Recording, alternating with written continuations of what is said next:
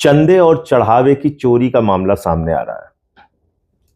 लगातार यह कहा जा रहा है कि इसमें यह भ्रष्टाचार सामने आया, वो भ्रष्टाचार सामने आया, शिलाएं चोरी हो गईं, आभूषण चोरी हो गए, दान पात्र चोरी हो गया, निर्माण में अनिल मिश्रा 40% कमीशन मांगता था। तमाम चीजें सामने आई। यहां तक कि जो कर्मचारी इस भ्रष्टाचार में लिप्त थे, उनके घरों में लिफ्ट लग गई है। करोड़ों करोड़ के प्लॉट खरीद रहे हैं वो लोग। आपको लगता है ये सब एक दिन में हुआ होगा? ये अचानक हो गया और अचानक अब ये सारे खुलासे हो रहे हैं प्रभु श्री राम के मंदिर में चोरी के। आपको क्या यकीन है कि ये एक दिन में हुआ है?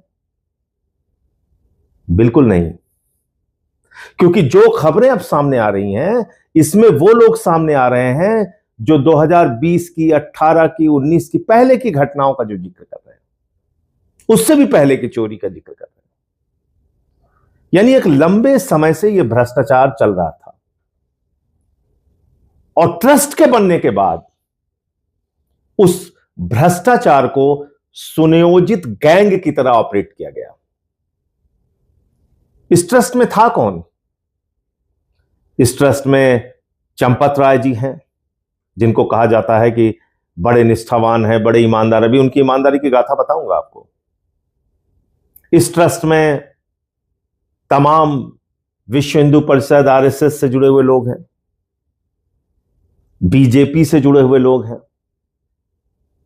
और इसमें साथ ही साथ नरेंद्र मोदी जी के प्रतिनिधि के तौर पे सरकार का व्यक्ति भी काम करता है।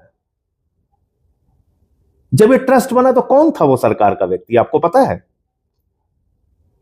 उसका नाम है ज्ञानेश कुमार। जी हां, ठीक सुना आपने। जो अभी पूरी दुनिया में प्रचलित है, प्रचारित है, वोट चोर के नाम से, उसी के जमाने में चंदा चोरी हुई, जमीन के घोटाले हुए। क्या नाम था उसका? ज्ञानेश कुमार।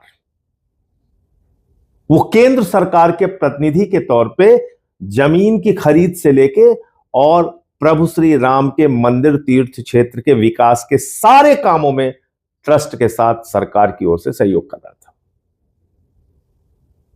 क्या सहयोग कर रहा था? जमीनों को खरीदने में, विकास के कार्यों में क्या सहयोग कर रहा था? यही जमीन का घोटाला जो हो रहा है, जो सामने आया अब है। 2023 में जमीन खरीद का घोटाला, 2024 में जमीन खरीद का घोटाला, 2021 में जमीन खरीद का घोटाला।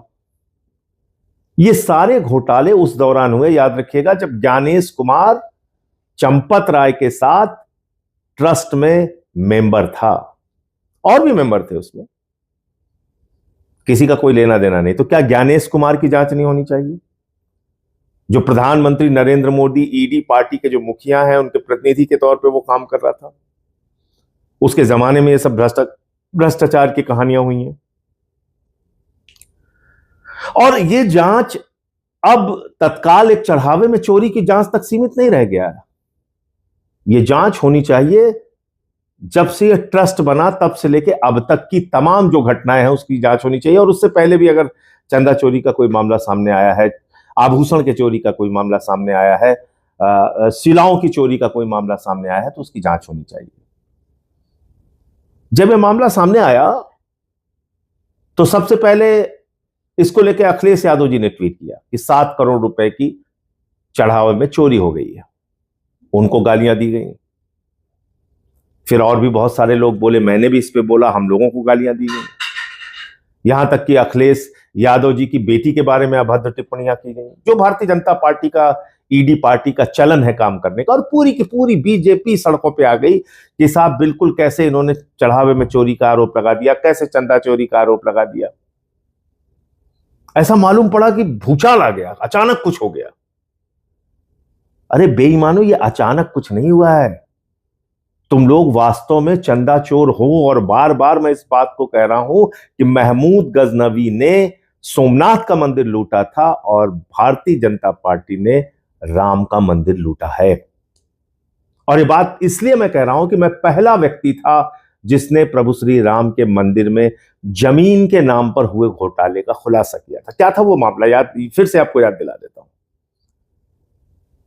रवि पाठक, कुसुम पाठक नाम के दो लोगों से सुल्तान अंसारी ने जमीन खरीदी और इस पूरे खरीद के मामले में ऋषिकेश उपाध्याय, जो भारतीय जनता पार्टी का मेयर था, वो शामिल था। 2 करोड़ में जमीन खरीदी जाती है। उसी तारीख में, उसी दिन में और उसी दिन में 5 मिनट के बाद 18.5 करोड़ में ट्रस्ट के महासचिव चंपत राय जी को बेच दी जाती है। 18.5 करोड़ रुपए में। कल्पना कीजिए, 16.5 करोड़ रुपए अचानक मार दिया गया। फिर अभी मैंने एक जमीन के भ्रष्टाचार का मामला खोला जिसमें महंत मुरलीदास से 3 करोड़ की जमीन चंपत राय 24 करोड़ में खरीदते हैं, नजूल की जमीन। फिर से यह करीब करीब 21 करोड़ के घोटाले और भ्रष्टाचार का मामला।